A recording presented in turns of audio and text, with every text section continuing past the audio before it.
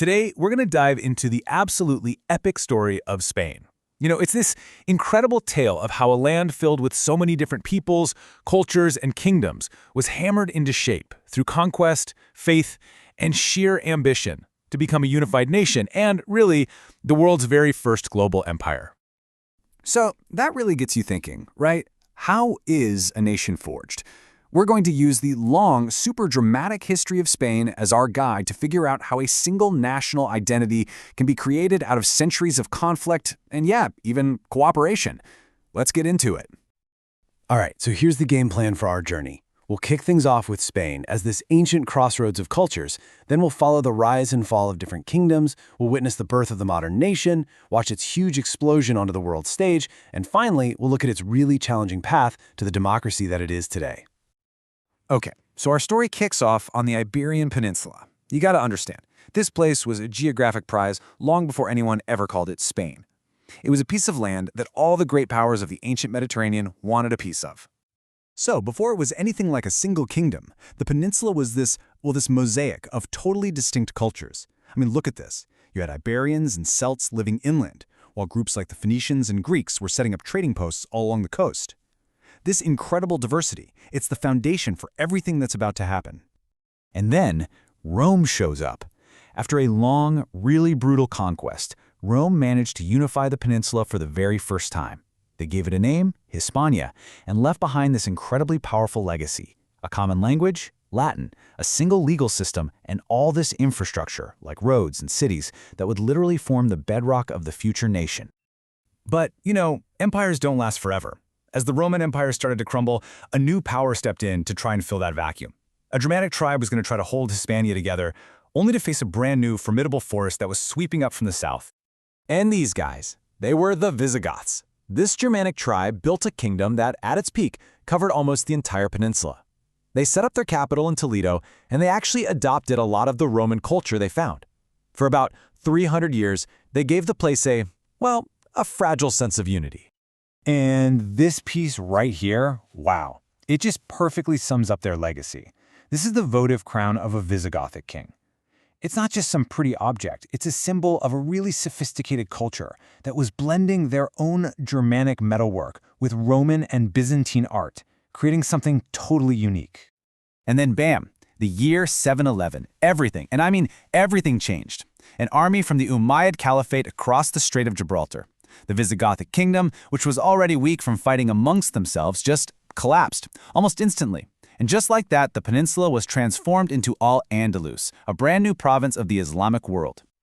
Okay, so this next chapter, it's a long one. We're talking over 700 years. And this whole period is really defined by two powerful competing forces.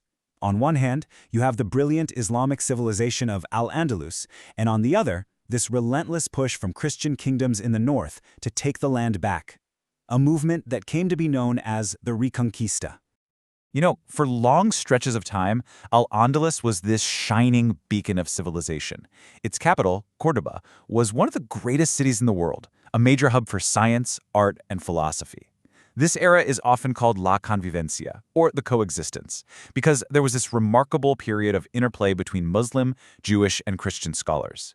Though, as we're about to see, that coexistence could be pretty complex and, honestly, pretty fragile.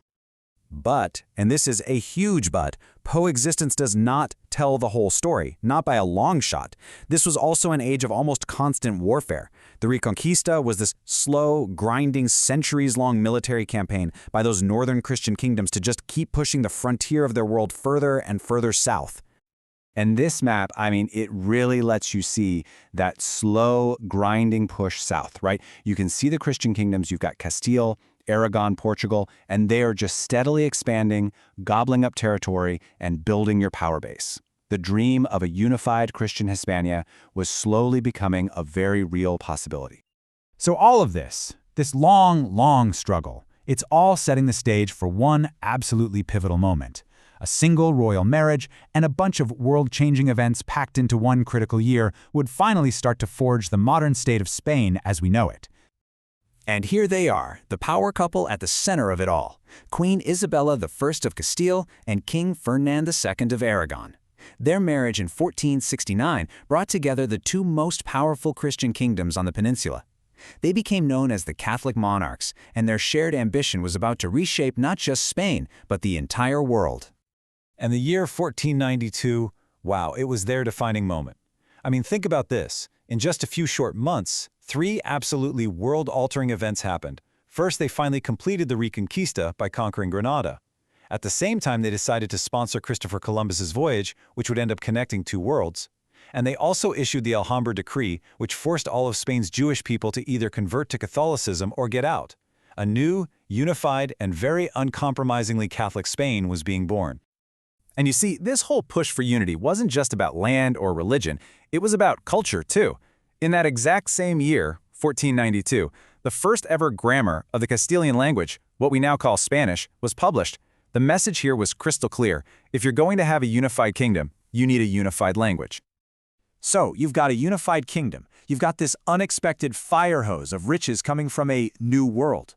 Spain was ready for its next big act, becoming the world's first global superpower. And the scale of what happened next, it's just staggering. For a while there, the Spanish Empire was literally an empire on which the sun never set. It stretched all the way from the Americas, across the Atlantic and the Pacific to the Philippines. It was, without a doubt, one of the largest and most powerful empires in the history of the world. And we have to talk about this. This massive empire came at an absolutely immense human cost. The arrival of European colonizers and, maybe most importantly, the diseases they brought with them had a catastrophic effect on the indigenous populations of the Americas. Just look at Mexico. The population just plummeted in less than 100 years. But at the same time, this era of empire also kicked off what's known as the Spanish Golden Age. Fueled by all that silver from the New World, Spain saw this incredible explosion of arts and culture. And right at the heart of it all was this place, El Escorial, King Philip II's imposing palace, a symbol of Spain's immense power and its deep-seated faith. But like we said before, empires rise and they fall. Spain's journey into the modern era was, to put it mildly, pretty bumpy. It was marked by decline, a horrific civil war, and a really long struggle to reforge its identity as a modern European nation. So let's just quickly run through that really turbulent journey, shall we? The 1800s brought the painful loss of its American empire. Then the 20th century was scarred by a brutal civil war, which led to nearly 40 years of fascist dictatorship under Francisco Franco. But after he died in 1975, Spain went through this remarkable and really fast transition to democracy. This transición, as they call it, became a model for other countries and ended with Spain rejoining the European community and embracing a totally new modern identity. And all of that brings us right back to where we started. I mean, from a mosaic of ancient tribes to a Roman province, a Visigothic kingdom, an Islamic caliphate, a global empire, and now a modern democracy, Spain's identity has never, ever been a fixed thing. It has been constantly forged and reforged by history. And that kind of leaves us with one final thought. What forces, what conflicts, and what new ideas will shape it next?